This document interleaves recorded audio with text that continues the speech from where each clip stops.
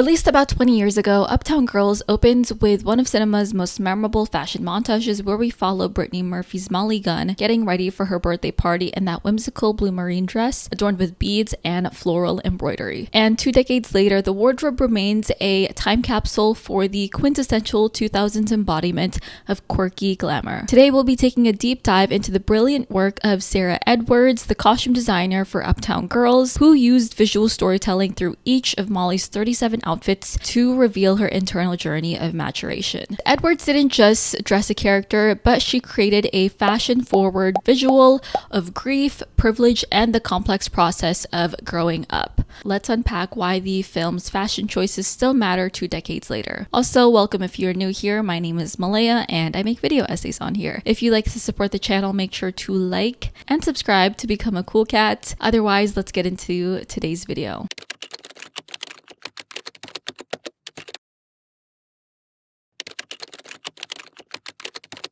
The film opens with Ray's narration about a princess whose parents left her with all of their treasures in order to make sure that she remains a princess forever. This said princess is of course Molly, an orphan living out her days as a party girl heiress whose rock star dad and mom tragically died in a plane crash. She lives in a beautiful Manhattan apartment on the top floor with childhood relics such as her dad's guitars and designer pieces scattered throughout her space. And as Molly's story begin to unfold, we begin to take note of how her wardrobe communicates her stunted emotional development and her gradual awakening to adulthood. In the montage of her getting ready for her 22nd birthday, she grabs a tiny lampshade from a tea light candle and crushes it into a hair accessory. Though the DIY moment was scripted, there was vagueness about the lampshade's size, and initially, because of this, Edwards was a bit hesitant of including this as part of the film because she didn't want Murphy to be wearing a ridiculously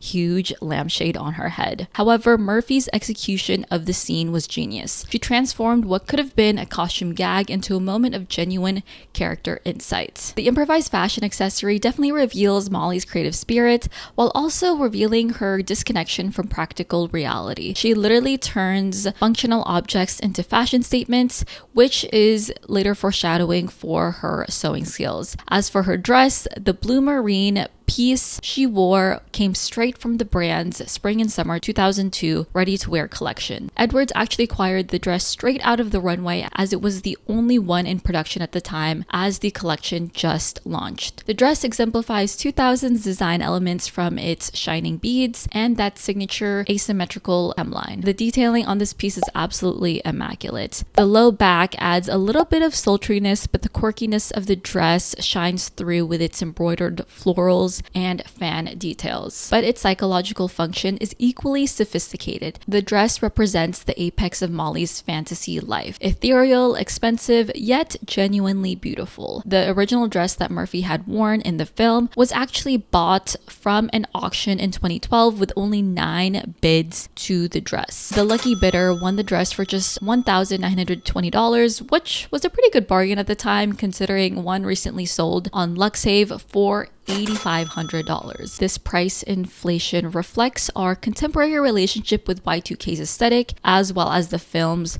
long-lasting legacy. One socialite by the name of Ivy Getty had been searching for the coveted piece for at least a decade. She told Vogue, "Molly gave life to the dress that will never be forgotten." Getty's language reveals she sees the dress not just as a fashion statement, but as a cultural memory vessel, which is a statement that carries more weight into it, especially given the fact that Brittany Murphy had a tragic death at 32 from pneumonia. And the DIY response is equally telling. When fans can't access the original piece, they decide to create homemade versions, customizing slip dresses with sequins and beads. The recreation suggests that the dress has become somewhat of a blueprint for expressing a particular kind of whimsical femininity. Edwards had also revealed in interviews that she conceptualized Molly's wardrobe as having pieces from her deceased parents, particularly her mother, who she thought of as beautiful, free-spirited, and a groupie type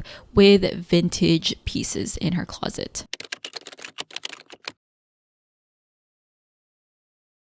when Molly and Ray meet for the first time, they meet in the club's bathroom for Molly's 22nd birthday. It's interesting how they first meet because they really contrast one another from the jump, and one of the first comments that Ray says to Molly is that she had shoes like Molly when she was about 5 years old. Molly's shoes are made of some sort of pink silk or satin material with a sequin star smack dab in the middle. Then the camera pans to Ray's shoes as she's in the bathroom stall, who looks like she's wearing her black school uniform shoes. The dynamic between the two is odd, almost as if the roles have been reversed. Molly acts more childlike and playful as opposed to Ray, who is a bit more rigid and straightforward and seems as if she has her life more put together like a serious grown-up would. And Edwards was very intentional with the way that she styled both of these characters. For instance, Ray is quick to remark how Molly looks as if she's a little bit overage to be wearing a lampshade in her hair, further showcasing that she looks down on Molly's childlike appearance. Because of this, Ray definitely tries to cope by trying to act more independent and more mature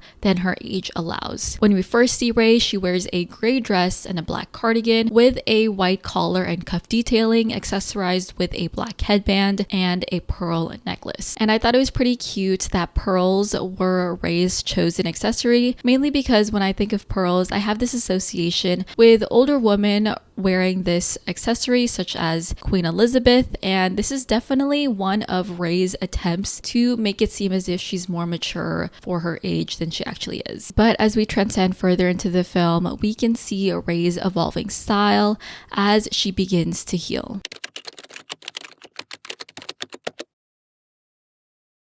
Now, when Molly gets the opportunity to start nannying Ray, we see her wear this denim overall dress covered in flower and butterfly patches, paired with heart-shaped pink sunglasses to pick up Ray from school. Ray appears pretty cold with her dark shades on as she sees Molly, and assuming she's a part of some private school, she wears her school uniform featuring a white short sleeve shirt with a black knitted vest over, as well as a plaid tie matched with her plaid skirt. The denim piece that was worn by Molly actually belonged to Edward's sister Kate, who made the piece when they were children. The costume choice is psychologically telling, as Molly is literally wearing children's clothing to care for a child. The patches and embellishments suggest craft projects and childhood creativity, but on an adult body, they read as regression rather than quirky. It's a great representation for Molly's emotional age, while also hinting at the fact that she could be genuinely nurturing to Ray. This embodies the film's central theme of maturation. Molly's childlike presentation isn't charming immaturity, but it's a trauma response. It reveals how she's been stuck in the developmental stage when she lost her parents when she was a child. And the irony is pretty profound, as Molly is dressed as a child who must learn to care for Ray,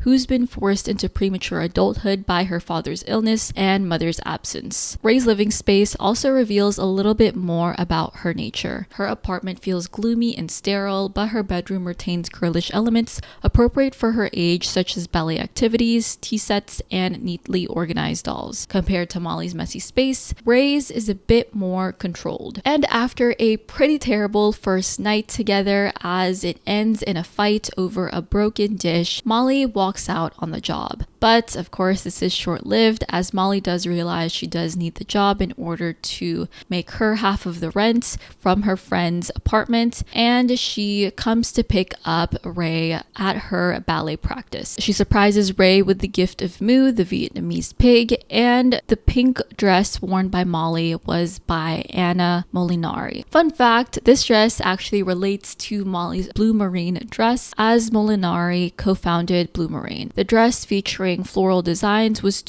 sold in auction in 2012 for $576 and was part of Brittany Murphy's estate. But perhaps the most psychologically complex costume choice was definitely her Moschino doll dress that Molly wears as she's selling off her possessions. This white doll dress was part of Moschino's Cheap and Chic 2002 collection and was one of the more quirkier pieces. The piece came in different versions that weren't just the dress, but each version came with 3 dolls, each wearing a plaid pattern on each of their dresses. The doll motif is crucial here as it's another visual note of Molly's attachment to her childhood. Dolls symbolize girlhood, and this dress reminds us of what happens when childhood innocence is stripped away from young girls too early and how it alters their worldview and behavior. Though it was pretty difficult for Molly to let go of all of her clothing and most of her possessions, this felt like a step in the right direction as she's trying to take more accountability and responsibility in her life and is shedding that infantilization that she's been putting onto herself. And it definitely marks a moment of growth for her character as she's becoming a little bit more mature and realistic with the type of lifestyle that she can actually live and maintain for herself.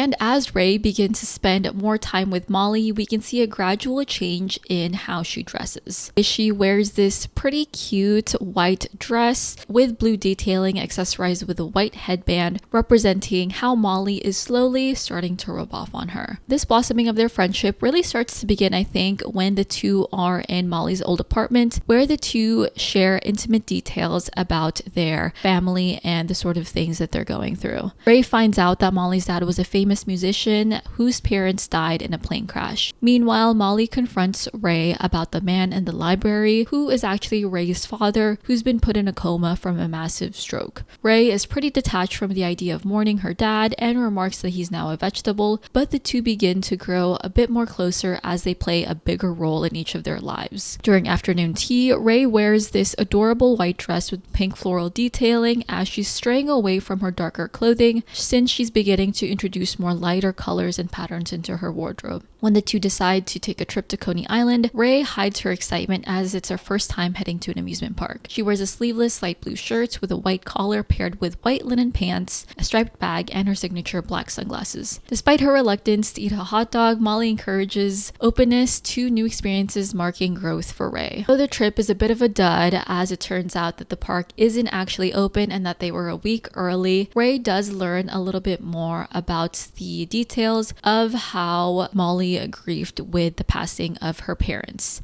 Molly opens up about how she snuck away and ended up at Coney Island by herself and ended up riding the teacup ride all by herself. And later on, when Molly gets sick from jumping in the lake or river in Central Park, Ray takes on the role of the caretaker, where she wears a light pink dress with an even bolder rose pattern. Though subtle, there are even hints of sequins on her dress, further representing this sense of psychological safety and newfound vulnerability that she may be feeling. This also happens to be the same dress she wears when she finally gets the courage to finally talk to her dad about everything going on in her life. Ray's father does die soon after, which leads Ray to be very angry and upset at Molly as she claimed that sick people whose loved ones talk to them last more longer, and because of this, Molly loses her job as a nanny, but the two reconnect not too long after Ray has gone missing after not coming back home from school. Molly finds her at the same teacup ride on Coney Island where Molly herself went when she was a child grieving her parents, and in what was probably one of the most heartbreaking scenes,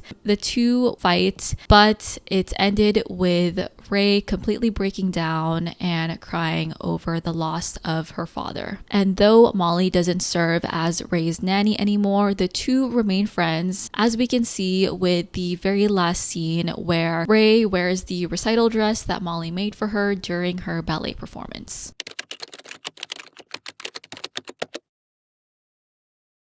Throughout the film, Molly demonstrates exceptional fashion skills, best exemplified in these recital dress that Molly made for Ray. She crafts this beautiful pink girly tutu featuring star sequins sewn throughout, which is the ultimate representation that Ray has fully healed and is free to be a child. Beyond the dress, Molly also transforms Neil's lucky leather jacket into a completely unique piece, lining the otherwise plain jacket with a silk purple interior because because, as she explains, purple means rock and roll royalty, as well as adding buckle eyelets and zebra lining. Though Neil initially resists the transformation, he clearly warms up to it, as we can see with the way that he decided to wear the jacket for his music video and later for the performance during Ray's ballet recital, where he sings his rendition of Molly's father's song, Molly Smiles. It's very clear that Molly possesses a creative spirit and acts as the muse for all of the musicians in her life. For instance, she was the direct inspiration for her dad's hit, Molly Smiles, as well as Neil's breakthrough hit, Sheets of Egyptian Cotton. And by the film's end, others recognize this talent within her and seek out custom commissioned pieces. And as we can see from her Fashion Institute application, she demonstrates her desire for growth and accountability. And the Molly that we meet from the beginning of the film to the Molly that we see at the very end are two completely different people, clearly representing her full growth from girlhood to womanhood. Her final outfit, a refined pink lace midi dress that intentionally matches Ray's pink tutu, maintains her quirky style while also showing that she's ready for maturity and to become a full-fledged grown-up adult woman.